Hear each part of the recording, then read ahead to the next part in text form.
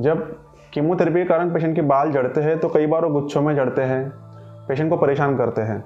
और जब पेशेंट के बाल झड़ते रहते तो पेशेंट को उसको देख देख के भी मानसिक तनाव सा उत्पन्न होता है।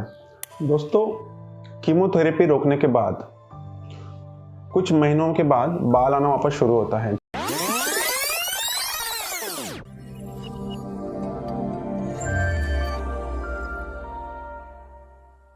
दोस्तों, मैंने आम तौर पर मेरे रेगुलर प्रैक्टिस में देखा है कि कई बार कीमोथेरेपी के कारण बाल झड़ जाने के डर से बहुत सारे पेशेंट मानसिक दृष्टि से बहुत परेशान होते हैं। वैसे तो कीमोथेरेपी के कारण जो बाल झड़ते हैं वो कीमोथेरेपी शुरू करने के 3 से 4 हफ्ते बाद शुरू होते हैं और कीमोथेरेपी बंद करने के कुछ महीनों में बाल वापस आना शुरू हो जाते हैं। ऐसा बहुत ही दुर्लभ होगा कि कीमोथेरेपी दी गई है और बाल वापस नहीं आए हैं।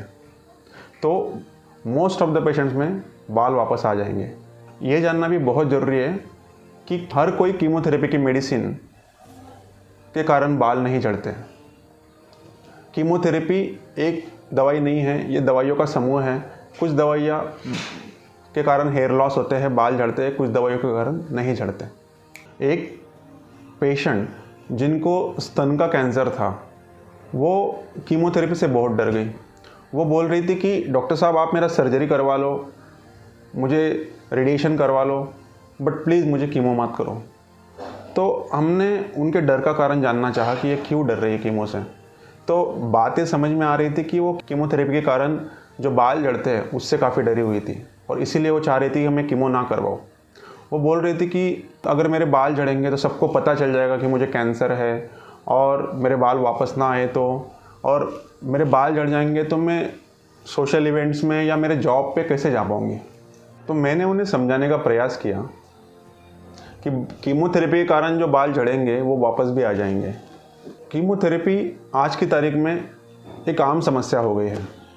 काफ़ी सारी सेलिब्रिटीज़ को भी इस प्रॉब्लम से गुजरना पड़ा है और कीमोथेरेपी के कारण बाल झड़ने से शर्म महसूस करने के बजाय उन सेलिब्रिटीज़ ने बहुत आत्मविश्वास से, बहुत कॉन्फिडेंटली अपना झड़े हुए बालों का लुक समाज के सामने शेयर किया।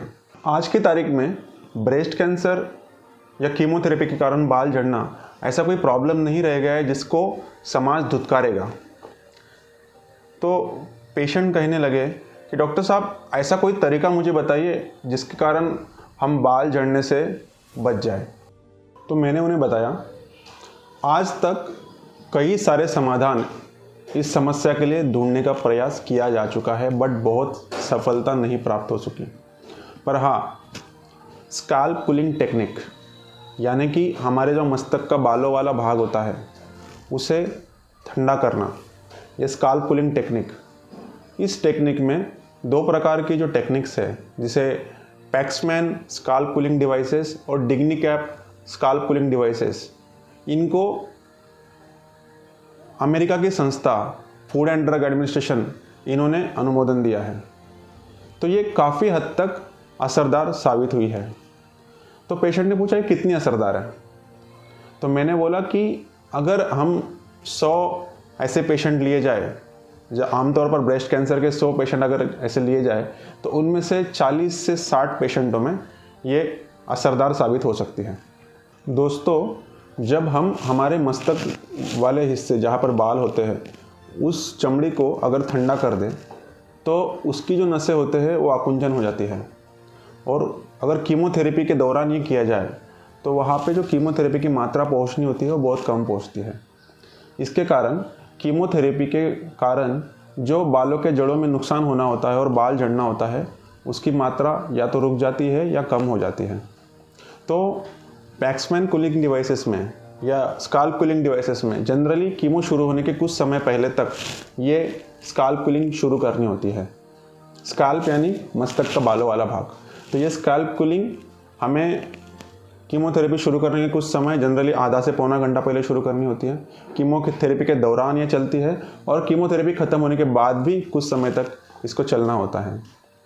इसके कारण विशेष कुछ साइड इफ़ेक्ट्स नहीं होते हैं, पर इसके कारण हमें रूम का टेम्परेचर कम करना होता है। तो ठंड लगने जैसा प्रॉब्लम हो सकता है, या सर दर्द या सर में भारीपन ये तकलीफ़ें कुछ पेशेंट्स को महसूस हो सकती हैं, पर इस टेक्निक को सभी कैंसर पेशेंट्स में यूज़ नहीं किया जा सकता। जैसे बच्चे हैं या ब्लड कैंसर के पेशेंट्स हैं या जिनमें कीमोथेरेपी बहुत लंबे समय तक चलती रहती है या बोन मैरो ट्रांसप्लांट वाले पेशेंट हैं, इन सारे पेशेंट्स में इनका उपयोग नहीं किया जा सकता। पर हाँ, जिनमें सॉलिड ट्यूमर्स है, जिनमें कीमोथेरेपी का समय छोटे समय का है, ऐसे पेशेंट्स में जिन पेशेंट्स में कीमोथेरेपी के कारण बाल झड़ने की समस्या आने वाली है, ऐसे पेशेंट्स में इसका इस्तेमाल किया जा सकता है। तो इतना सब जानने के बाद पेशेंट के साथ जो रिश्तेदार थे उन्होंने मुझे पूछा कि अगर हम स्काल्प कूलिंग थेरेपी ना करवाते तो बाल झड़ेंगे, तो उसका प्रबंधन कैसे किया जाए, या कभी कभी स्काल्प कूलिंग के बाद भी कुछ पेशेंट में बाल झड़ते ही है, तो उसका प्रबंधन कैसे किया जाए। तो मैंने उन्हें कहा कि आपकी बात सही है। जब कीमोथेरेपी के कारण पेशेंट के बाल झड़ते हैं तो कई बार वो गुच्छों में झड़ते हैं, पेशेंट को परेशान करते हैं। जैसे कभी खाते समय वो प्लेट में गिर जाएंगे या नींद से उठने के बाद काफ़ी सारे बाल बेड में गिरे होते हैं, और जब पेशेंट के बाल झड़ते रहते तो पेशेंट को उसको देख देख के भी मानसिक तनाव सा उत्पन्न होता है, तो उसका प्रबंधन किया जाना चाहिए। कई सारे पेशेंट ये चुनते हैं कि वो कीमोथेरेपी के बाल झड़ने के पहले ही सारे बाल कटवा लें ताकि उनको इस समस्या से ना गुजरना पड़े। कई सारे पेशेंट ये चुनते हैं कि वो स्कार्फ, रुमाल या कैप लगा लेते हैं और एक बार जब कुछ समय के बाद वो बाल जो झड़े हुए होते हैं उनको साफ़ कर लेते हैं, और वो बालों में तेल लगाकर मोटी कंघी से वो बाल जो झड़ने वाले होते हैं तो उस प्रकार से वो अपने बालों की केयर कर लेते हैं। कई सारे पेशेंट बाल कटवा कर विक्स का इस्तेमाल करते हैं, तो विक्स भी लगा लेते हैं, तो उन्हें जो बाल झड़ने की समस्या है उससे जो मानसिक प्रॉब्लम है उसमें काफ़ी सारी राहत मिल जाती है। दोस्तों, कीमोथेरेपी रोकने के बाद कुछ महीनों के बाद बाल आना वापस शुरू होता है। जनरली 3 से 6 हफ्ते के बाद काफ़ी बाल आना शुरू होता है।